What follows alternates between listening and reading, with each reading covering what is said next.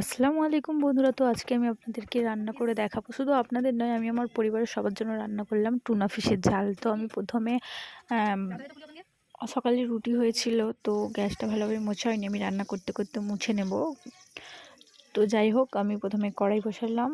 তো আগে থেকে মাছ ভাজার তেলটা দিয়ে দিয়েছিলাম, অন্য কড়াই মাছ ভাজা হয়েছিল, সেই তেলটাতে ঢেলে দিয়েছিলাম। কারণ মাছ ভাজার তেলে তরকারি রান্না করলে, বিশেষ করে সবজি আর যে কোনো মাছ রান্না করলে খুব টেস্টি হয়। তো আমি প্রথমে গ্যাসটা জ্বালিয়ে নিয়েছিলাম আর কড়াই বসিয়ে নিয়েছিলাম। কড়াইটা গরম হয়ে যাওয়ার পরে আমি তেল দিয়েছিলাম। তেলটা দেওয়ার পর তেল গরম হয়ে যাওয়ার পর প্রথমে আমি হাই ফ্লেমে তেলটা গরম করে নিয়েছি, তারপর ফ্লেমটা মিডিয়াম করে দেবো। তো আমি তারপর পেঁয়াজ কুচি দিয়ে দিলাম। পেঁয়াজ কুচি দিয়ে দেওয়ার পর আমি নাড়িয়ে নিচ্ছি। নাড়িয়ে নেওয়ার পর দেখতে থাকো। তো নাড়িয়ে নিতে নিতে আমি দিয়ে দিলাম গোটা 3টে তেজপাতা। কারণ তেজপাতা দিলে যে কোনো তরকারির ফ্লেভারটা খুব সুন্দর আসে।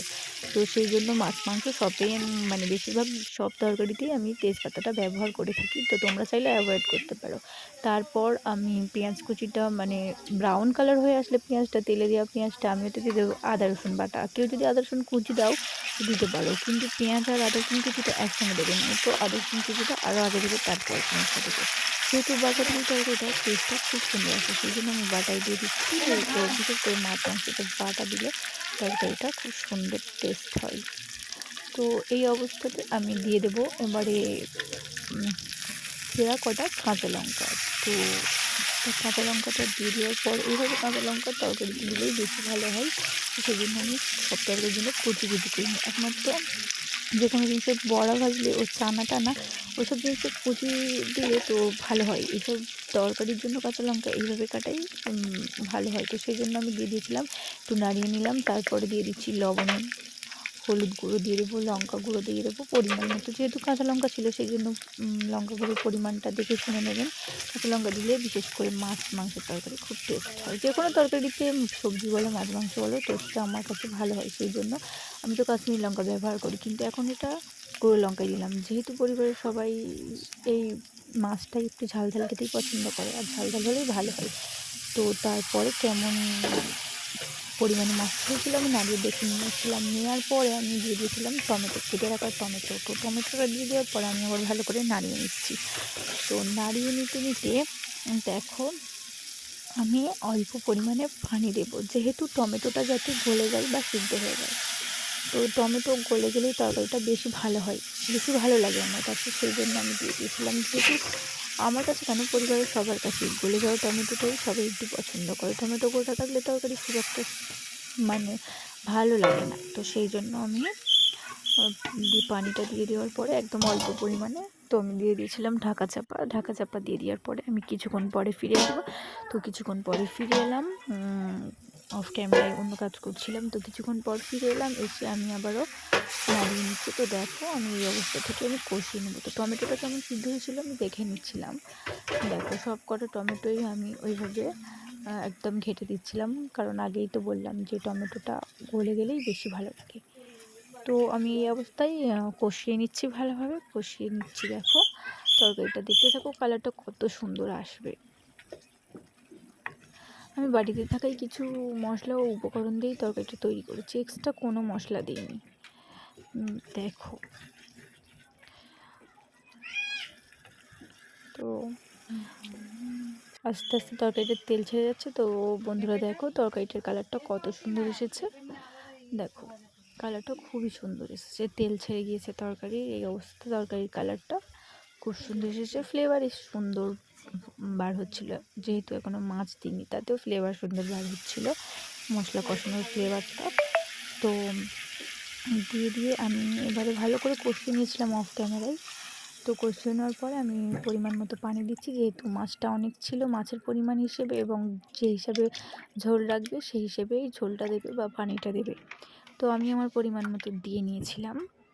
দিয়ে নেওয়ার পর আমি ঢাকা দিয়ে দেব। তো দেখতে থাকো, সঙ্গে থাকো, আশা করি ভালো লাগবে।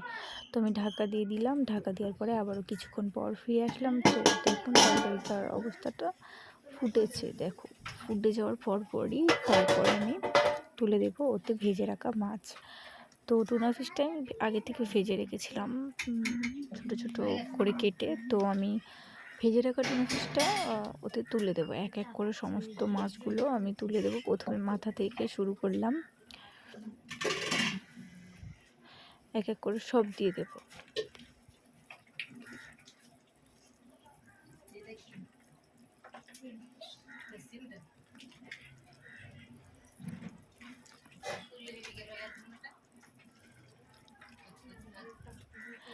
দিয়ে দিচ্ছি এক এক করে সব, মানে সব মাছ দিয়ে দিচ্ছি।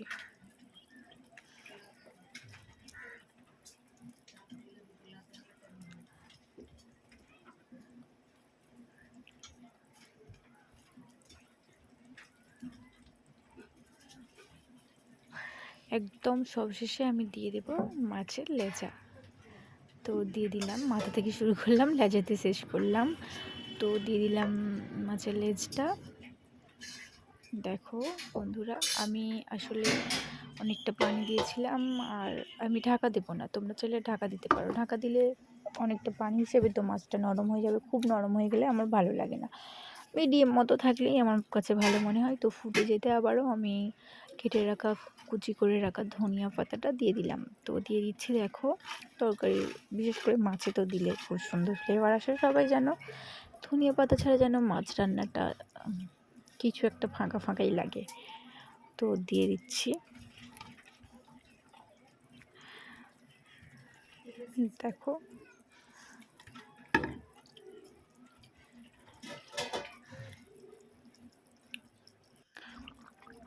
বন্ধুরা দেখতে থাকো। তো ঝোলটা কমে এসেছে, পরিমাণ মতো হিসেবে তোমরা ঝোল রাখবে। যেহেতু আরও আমি ঝোলটা কমাতাম যদি ডাল হতো, তো ডাল হয়নি, সেই জন্য ঝোলটা খুব একটা কমাবো না, আর খুব একটা বেশিও রাখবো না, পরিমাণ মতো রাখলাম। আর উপর থেকে একটু জিরে মরিচের গুঁড়ো ছড়িয়ে দিচ্ছি, যাতে ফ্লেভারটা আরও সুন্দর আসে, তরকারিটার টেস্টটাও ভালো হয়। তো ছড়িয়ে দেওয়ার পরে আমি দেখাচ্ছি ফাইনাল লুকটা, তোমাদের সঙ্গে শেয়ার করছি। তো দেখো, জানি না ফোনের ক্যামেরায় কতটুকু উঠেছে ভালো। দেখা হচ্ছে পরে কোনো